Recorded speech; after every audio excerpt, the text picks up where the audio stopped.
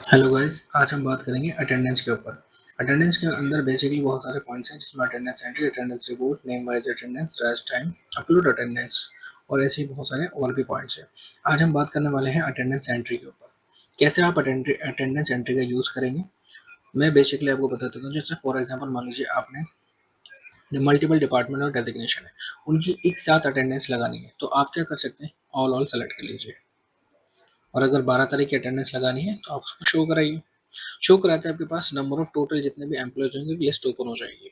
अब आप जिसके भी प्रेजेंट लगाना चाहते हैं, एब्सेंट लगाना चाहते हैं, लेट लगाना चाहते हैं, हाफ डे या paid leave, week off, early leave या ओवर टाइम लगा सकते हैं और देन यहाँ पे आके अटेंडेंस अपडेट कर सकते हैं।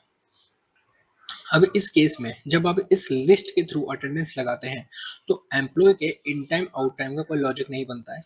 जैसे फॉर एग्जांपल मान लीजिए आपने शिफ्ट बना रखी है 10 बजे से शाम 5 बजे तक की, तो अगर आप इस लिस्ट के थ्रू अटेंडेंस लगाते हैं तो अटेंडेंस जो है वो 10 से 5 तक की ऑटोमेटिक लग जाएगी। मतलब एम्प्लॉय का जो इन टाइम है वो 10 बजे माना जाएगा और आउट टाइम है वो ऑटोमेटिकली 5 बजे का शिफ्ट हो जाएगा।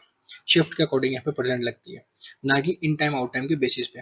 तो अगर आपके सबके इन टाइम आउट टाइम का कोई वो नहीं है प्रॉब्लम, तो आप अपने एम्प्लॉयज का अटेंडेंस यहाँ से भी लगा सकते हैं। अगर आपको सिर्फ बेसिकली अटेंडेंस को मेंटेन करना है, एब्सेंट मेंटेन करना है, इन टाइम आउट टाइम से कोई लेना देना नहीं है, तो मैं आपको रिकमेंडेड करूंगा कि आप अटेंडेंस एंट्री का यूज कर सकते हैं। ठीक है, थैंक यू वेरी मच।